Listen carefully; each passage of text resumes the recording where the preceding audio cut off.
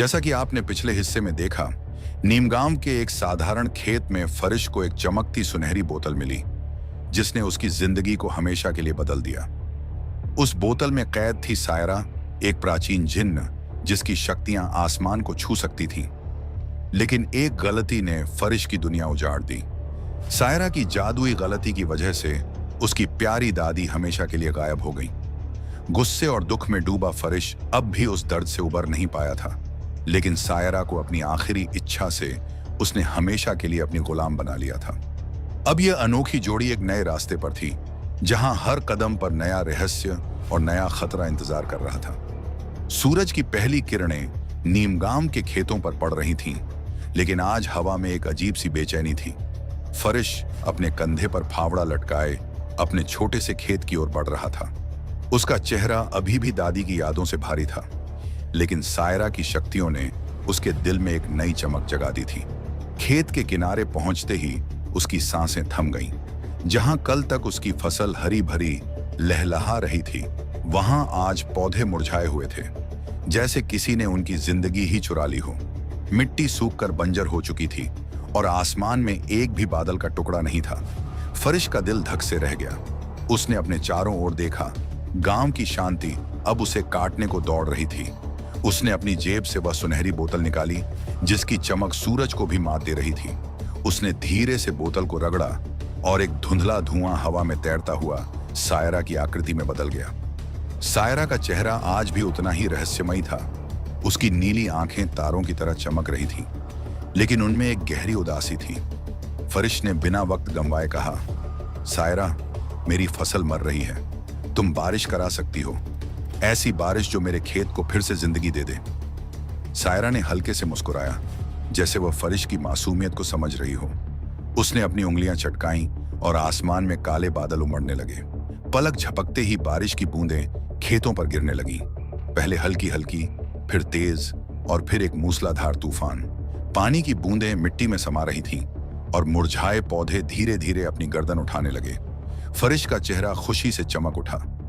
वह खेत के बीचों बीच खड़ा हो गया, अपने हाथ फैलाए और बारिश की ठंडी बूंदों को अपने चेहरे पर महसूस करने लगा। उसका दिल जोर जोर से धड़क रहा था, जैसे यह बारिश सिर्फ खेतों को नहीं, बल्कि उसकी रूह को भी सींच रही हो। सायरा हवा में तैर रही थी। उसका रेशमी लिबास बारिश में भीगकर चमक रहा था। फरिश ने उसे देखा और हंसते हुए इशारा किया कि वह भी बारिश में आए। सायरा ने पहले तो हिचकिचाया, लेकिन फिर वह खेत की कीचड़ में उतर आई। बारिश की बूंदें उसके चेहरे पर गिर रही थीं और उसकी नीली त्वचा सूरज की किरणों की तरह चमक रही थी। फरिश ने उसका हाथ पकड़ा और दोनों हंसते हुए खेत में नाचने लगे। कीचड़ उनके पैरों में चिपक रहा था, लेकिन उनकी हंसी हवा में गूंज रही थी। फरिश ने सायरा को अपनी ओर खींचा और दोनों बारिश की लय में झूमने लगे। सायरा की आंखें फरिश के चेहरे पर टिकी थीं और फरिश का दिल पहली बार इतना हल्का महसूस कर रहा था। बारिश की ठंडक में उनके बीच एक गर्मजोशी पनप रही थी। फरिश ने सायरा के गीले बालों को धीरे से छुआ और सायरा ने उसका हाथ थाम लिया। उनकी नजरें मिलीं और एक पल के लिए समय ठहर गया। सायरा का रेशमी लिबास उसके शरीर से चिपक गया था और फरिश की आंखें उसकी ओर से हट नहीं रही थीं। बारिश की बूंदें उनके चेहरों पर गिर रही थीं और दोनों के बीच एक अनकहा रिश्ता जन्म ले रहा था। फरिश ने सायरा को अपनी बाहों में खींच लिया और दोनों बारिश में एक दूसरे के करीब आ गए। यह नजारा न तो जादू था, न ही जिन्न की शक्ति, बल्कि दो दिलों का एक ऐसा मिलन था जो बारिश की बूंदों में और गहरा हो रहा था। सायरा की सांसें फरिश के चेहरे पर महसूस हो रही थीं और फरिश का दिल जोर जोर से धड़क रहा था। यह पल उनके लिए अनमोल था, जैसे बारिश ने उनकी दुनिया को एक नया रंग दे दिया हो। लेकिन यह खुशी ज्यादा देर नहीं टिकी। बारिश अब इतनी तेज हो गई कि खेतों में पानी भरने लगा। फरिश की फसल, जो अभी अभी जिंदगी पा रही थी, अब पानी की लहरों में डूबने लगी। पौधे कीचड़ में डूब रहे थे और खेत एक तालाब में बदल गया था। फरिश का चेहरा पीला पड़ गया।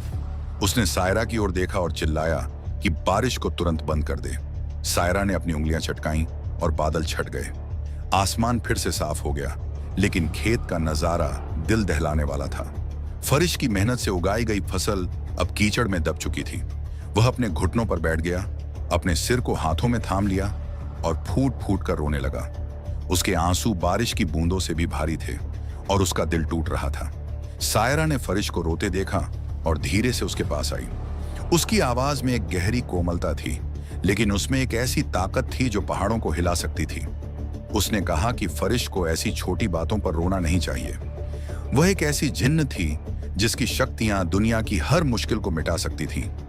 उसने फरिश को अपनी ओर देखने को कहा और फिर से अपनी उंगलियां चटकाईं।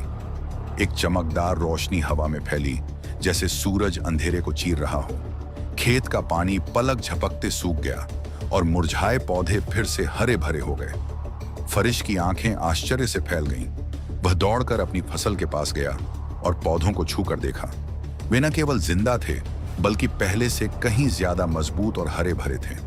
पौधों की पत्तियां सूरज की रोशनी में चमक रही थीं, जैसे वे फरिश की उम्मीदों को आईना दिखा रहे हों। फरिश का चेहरा फिर से खिल उठा। उसने सायरा की ओर देखा और हंसते हुए कहा कि अब उसके पास एक ऐसी शक्ति है जो कुछ भी कर सकती है। उसका मन सपनों से भर गया था। वह सोचने लगा कि सायरा की मदद से वह न केवल अपने खेत को बचा सकता है, बल्कि शायद अपनी दादी को भी वापस ला सकता है। दोनों हंसते बात करते हुए घर की ओर चल पड़े। फरिश का दिल खुशी से भरा था, लेकिन उसे नहीं पता था कि उसकी यह खुशी गांव में एक नए तूफान को जन्म देने वाली थी।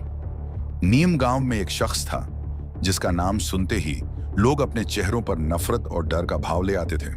बंसीलाल, एक 40 साल का आदमी जिसे गांव का सबसे निकृष्ट इंसान माना जाता था। उसकी आंखों में हमेशा एक चालाकी भरी चमक रहती थी और उसका चेहरा ऐसा था जैसे वह हर वक्त किसी साजिश में डूबा हो।